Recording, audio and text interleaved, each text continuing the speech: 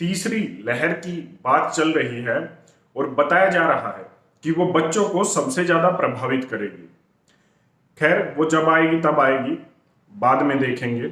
लेकिन यहां पर एक बात तो तय है कि इस महामारी में ये पता चल गया है कि जिस भी व्यक्ति की इम्यूनिटी अच्छी है वो इस बीमारी से और अन्य बीमारियों से काफी अच्छे से लड़ जाता है।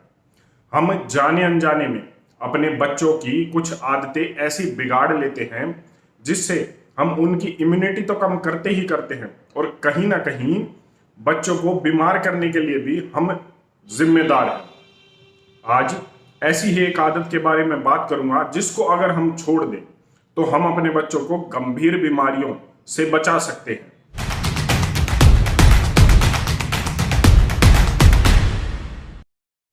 थैलेट्स केमिकल पीवीसी प्लास्टिक में डाले जाते हैं और ये प्लास्टिक की इलास्टिसिटी बनाने में, उसको बढ़ाने में काम आते हैं। अब ये थैलेट्स क्या करते हैं, ये खतरनाक केमिकल हैं और थैलेट्स की वजह से जो है प्री टर्म बर्थ, मतलब समय से पहले बच्चे का पैदा हो जाना, ये बीमारियां होती हैं। इसके साथ साथ थैलेट्स का भी एक केमिकल है जिसको DEHP कहते हैं। इस केमिकल की वजह से लीवर कैंसर होता है और बर्मिंघम में हुई एक स्टडी ये बताती है कि थैलेट्स के कारण एलर्जी और अस्थमा जो है होने का खतरा रहता है। यहाँ पर एक और बात मैं बता दूं, इसके साथ साथ ये जो केमिकल्स हैं, ये जो केमिकल थैलेट्स हैं, ये मेल रिप्रोडक्टिव ऑर्गन और फीमेल रिप्रोडक्टिव ऑर्गन, मतलब हमारे प्रजनन तंत्र पर भी काफी खराब इफेक्ट, प्रभाव डालते हैं। कहने का मतलब है कि हमारे बच्चे और आने वाले बच्चे हो सकता है अपनी संतान ही ना पैदा कर पाए। थैलेट्स के बारे में मैं बात क्यों कर रहा हूं, एक जो टॉय एसोसिएशन ऑफ इंडिया है, TAI जिसको बोलते हैं, 2010 में टॉय एसोसिएशन ऑफ इंडिया ये कहती है कि भारत में जो खिलौनों का कारोबार है, जो टॉयज का बिजनेस है, वो $20 बिलियन का है और ये हर साल जो है बढ़ा है। अब जैसे 2021 आ गया है तो ये 20 बिलियन से, अगर मैं गलत नहीं हूं तो 24-25 बिलियन का तो हो ही गया होगा। उसके साथ साथ जो खिलौने हैं, जो चाहे कहीं से भी आए हो, चाहे चाइना, चाहे जापान, चाहे अमेरिका और या भारत में बनते हो, इन खिलौनों में थैलेट्स केमिकल का इस्तेमाल किया जाता है।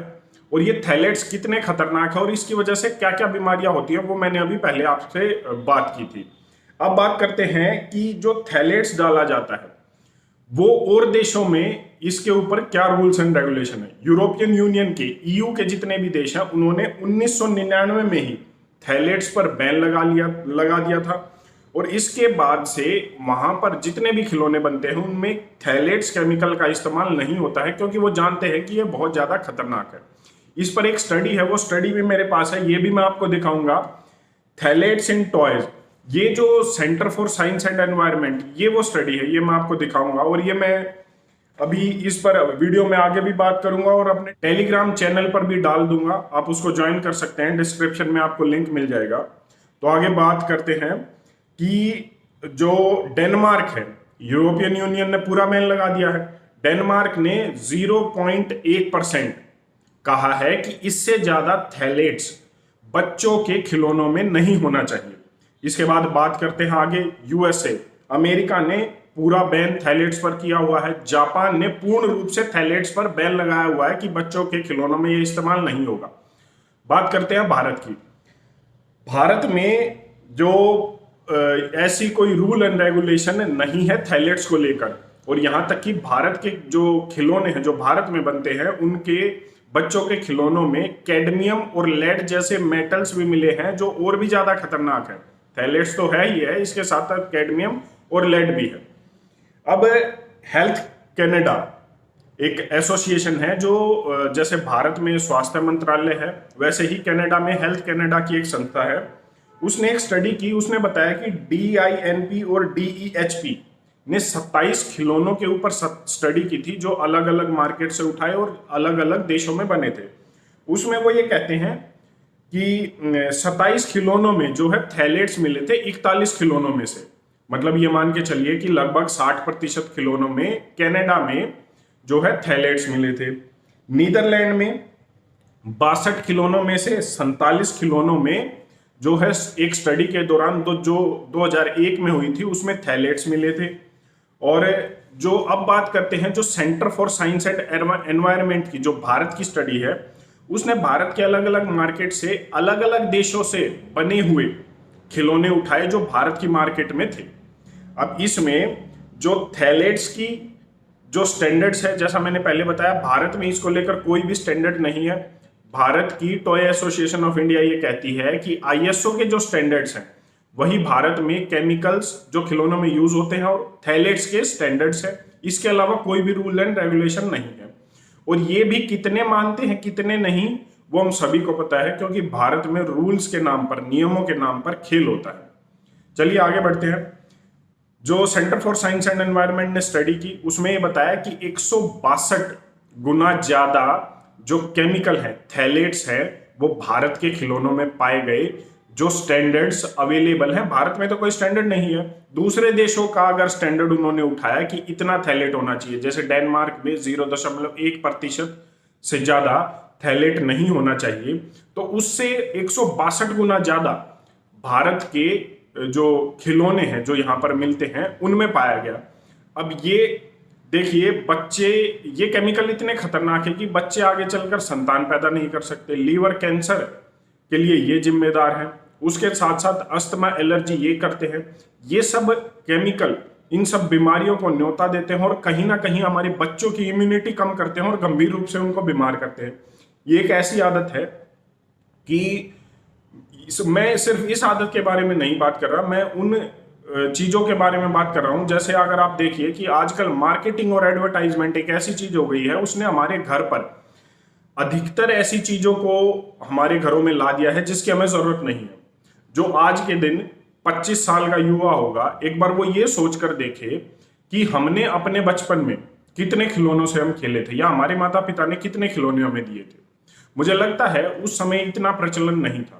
उस समय दूसरे बच्चों के साथ आउटडोर गेम्स खेलना, पार्क में, गली में, ये खेल खेले जाते थे जिससे फिजिकल और मेंटल दोनों डेवलपमेंट, दोनों विकास बच्चों के अच्छे से होते थे। आज बच्चों को खिलौने पकड़ा दिए जाते हैं जिनमें केमिकल्स होते हैं जो बच्चों की इम्यूनिटी कम करते हैं, बच्चों को बीमार करते हैं, और उसके साथ साथ बच्चों को आउटडोर गेम्स की बजाय बच्चे अपने घर पर रहना पसंद करते हैं। इससे क्या होता है, इससे बच्चा बीमार तो होता ही होता है, उसकी फिजिकल और मेंटल डेवलपमेंट जो विकास होना चाहिए वो नहीं हो पाता। तो कहीं ना कहीं हम ही जिम्मेदार हैं। मुझे लगता है हमें अपने बच्चों को प्रेरित करना चाहिए, उन्हें मोटिवेट करना चाहिए कि वो खिलौनों के बजाय उनको ऐसी चीजें देनी चाहिए जो बाहर इंटरेक्ट करे बच्चे एक दूसरे बच्चों से, ताकि उनकी फिजिकल और मेंटल जो डेवलपमेंट है, जो ग्रोथ है, वो अच्छे से हो सके। और कहीं ना कहीं इससे ये होगा कि हमारे बच्चों की इम्यूनिटी काफी बूस्ट अप होगी और उसके साथ साथ वो बीमारियों से भी बचेंगे। थैलेट्स की ये जो स्टडी है, phthalates in toy centre for science and environment की, ये मैं अपने टेलीग्राम चैनल पर डाल दूंगा, डिस्क्रिप्शन में लिंक है। और इसके साथ साथ इस स्टडी के बारे में अब मैं वीडियो में बात कर रहा हूं, उसको भी आप देख लेंगे। तो जब मैं इसको टेलीग्राम चैनल पर डालूंगा तो थोड़ा आपके समझ में आ जाएगा कि चीजें कितनी खराब है और कहां पर चल रही हैं। इसको आप देख लीजिए। देखिए, ये जो स्टडी है इसके बारे में आज हमने बात की थी वीडियो में, थैलेट्स इन टॉयज। ये centre for science and environment की संस्था ने स्टडी की थी, जिसमें उन्होंने इस स्टडी पर जो है, मैं यहाँ पर जूम कर देता हूँ, toys sold in Indian market have shown to contain shockingly high levels of lead and cadmium, जिस पर हम बात कर रहे थे। European union has already band the use of DBP, DEHP, BBP from children toys. जो मतलब भारत के खिलौनों में आज भी पाया जाता है, ये सब केमिकल यूरोपियन यूनियन ने बैन कर दिए हैं। वहीं पर in India there are no regulations for phthalates in toys. कोई रेगुलेशन ही नहीं है। टॉय इंडस्ट्री ये कहती है 20 बिलियन का कारोबार है। और आप देखिए कि जब आप इस स्टडी पर आगे चलेंगे तो आपको ये पता लगेगा कि थैलेट्स की वजह से होता क्या है। जैसा मैंने बताया, अस्थमा और एलर्जी होती है, हिपेटोकार्सिनोजेनिसिटी मतलब लीवर के कैंसर होते हैं, मेल रिप्रोडक्टिव हेल्थ बच्चे आगे चलकर संतान पैदा नहीं कर सकते, प्रजनन तंत्र की उनको बीमारियां होती है। यही स्टडी में लिखा हुआ है आगे चलकर, विद रिपोर्ट्स, विद स्टडी यहाँ पर बात की गई है। Regulation for phthalates, European Union ने जैसे बैन किया है, ये स्टडी हमें दिखाती है कि जो बच्चों के खिलौने हैं भारत में कितने ज़्यादा जो हैं खतरनाक हैं और उनको बीमारियां देते हैं। आप इस अंधी दौड़ में शामिल न होइए और बच्चों को खिलौनों के बजाय बाहर खेलने दीजिए, ताकि उनका शारीरिक और मानसिक विकास अच्छे से हो, उनकी इम्यूनिटी बढ़े और वो बीमारियों से बचे रहें। धन्यवाद। जय हिंद।